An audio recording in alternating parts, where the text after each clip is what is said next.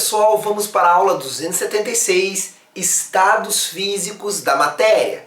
Vamos então aos estados físicos da matéria.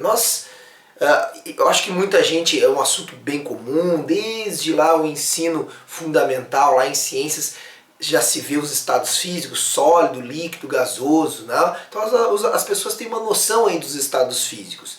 Vamos nos organizar e ver algumas características em comum e também ver como é que se chama essas mudanças de estado.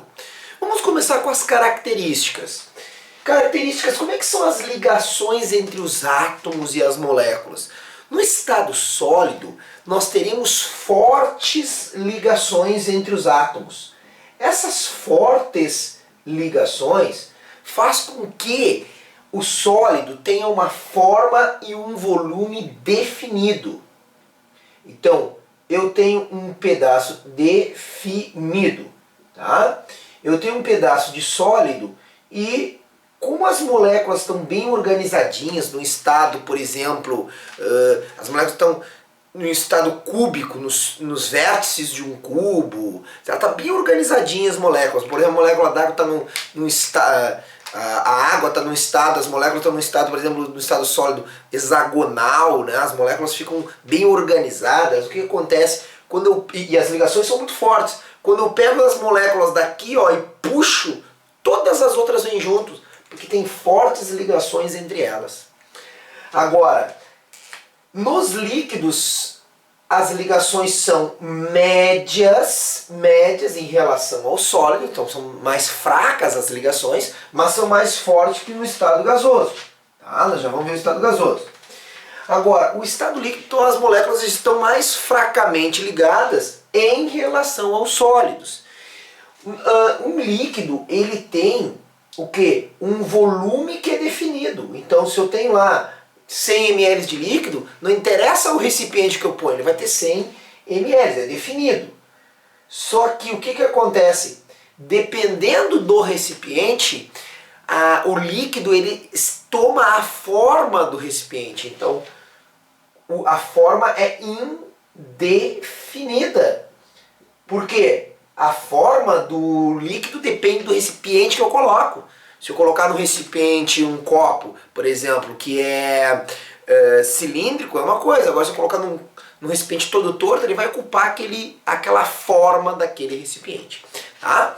Agora, o estado gasoso, as ligações entre as moléculas são muito fracas. Tá?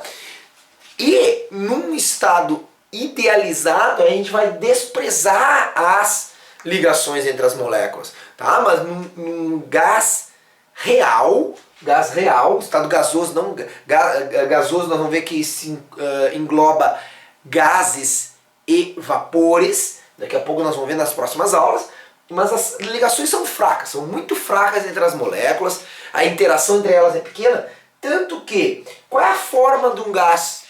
A forma do gás é a forma do recipiente. É indefinido. Indefinida a forma. Indefinida. Tá? Agora, qual o volume? O volume também é indefinido.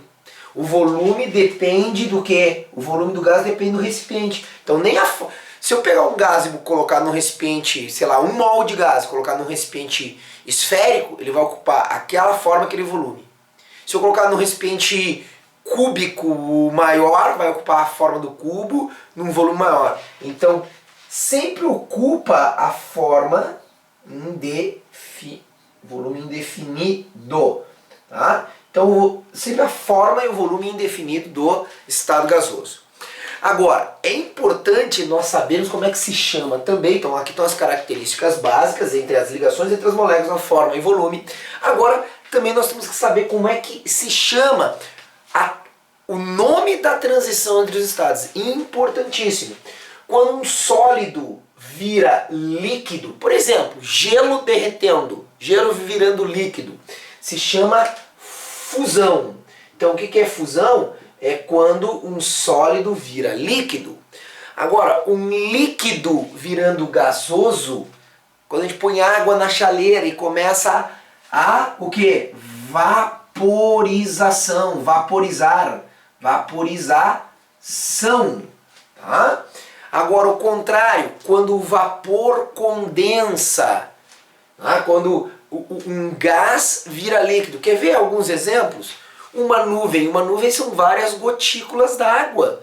A gente acha que nuvem é vapor. Não, nuvem é gotículas d'água. Tá? Então, quando o vapor é invisível, pessoal. Ninguém tem, aqui nessa sala tem vapor, ninguém está enxergando vapor. Tá? Mas eu enxergo quando sai da chaleira aquele branquinho. Não, tu não enxerga o vapor. Mas e aquele branquinho? Aquilo é água. O que acontece? A água dentro da chaleira, ela vaporiza. Aí o vapor sai. Quando ele sai e ele se resfria, novamente ele vira líquido, ele liquefaz. Tá? Na verdade ele condensa. Existe uma diferença técnica. Quando o vapor ele vira líquido, se chama condensação. Condensação. E quando um gás vira líquido, se chama liquefação. Tecnicamente são diferentes. Liquefação. São dois processos diferentes. Nós vamos ver daqui a pouquinho que gás e vapor não é a mesma coisa. Parece a mesma coisa, mas não é. Liquefação. Quem é que sofre liquefação? Gás. Gás vira líquido. Quem é que sofre condensação? Vapor vira líquido. Mas ambos os processos é de gasoso para líquido. Agora, como se chama de líquido para sólido? Solidificação. Quando nós colocamos água lá no congelador para ela virar gelo, ela solidifica. Tá? Agora, de sólido direto para gasoso existe. Tá? Se chama sublimação. A sublimação, por exemplo, a temperatura ambiente, pressão e temperatura ambiente, acontece com a naftalina. Naftalina, já viu líquido de naftalina? Não, né? Porque a naftalina, aquela bolinha que a gente põe lá para trás, sei lá né? Aquela bolinha naftalina, ela vira diretamente para o estado gasoso. Gelo seco. O gelo seco não vira água. Gelo seco vai de estado sólido diretamente para o estado gasoso. Ok? Agora, o processo contrário, gasoso para sólido, a apostila chamou de sublimação inversa. Alguns livros já vi chamar de ressublimação. Ou simplesmente sublimação, sublimação à ida e sublimação à volta. Mas daí a gente não saberia se está de sólido para gasoso ou gasoso para sólido, então a gente chama de ressublimação. Ou também já ouvi falar de cristalização. Cristalização é um outro nome para a mudança de gasoso para sólido, tá bom? Então nós temos aí algumas características para a transformação dos estados físicos para os estados físicos. E a última coisa que eu quero falar é o seguinte: quando a substância passa desse processo para esse processo aqui, daqui para cá, sofre fusão, vaporização ou sublimação, o corpo tem que ganhar energia, tem que ter um ganho de energia.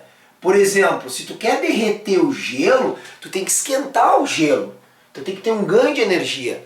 A quantidade de calor recebida pelo corpo será positiva. Lembra que quando entra energia, a quantidade de calor é positiva? Agora, quando eu pego, vou daqui para cá, a volta, daqui para cá, o retorno, terá que ser o quê? O retorno. Tu tem que retirar energia da substância, do estado gasoso. Então a quantidade de calor é negativa. Então eu tenho que retirar calor do estado gasoso para ele virar líquido. Eu tenho que retirar calor do líquido para ele virar sólido. Tá? Então como é que é o fluxo de calor? Daqui a pouco nós vamos ver melhor isso. mas tu já tem que saber como é que é. Eu tenho que dar energia então para ir da esquerda para a direita e retirar a energia. Essa energia será uma energia térmica em trânsito, calor, para ir daqui para cá. Tá? A primeira aula introdutória sobre estados físicos era isso. Nós vamos agora evoluir nas próximas aulas. Até a próxima aula. Aquele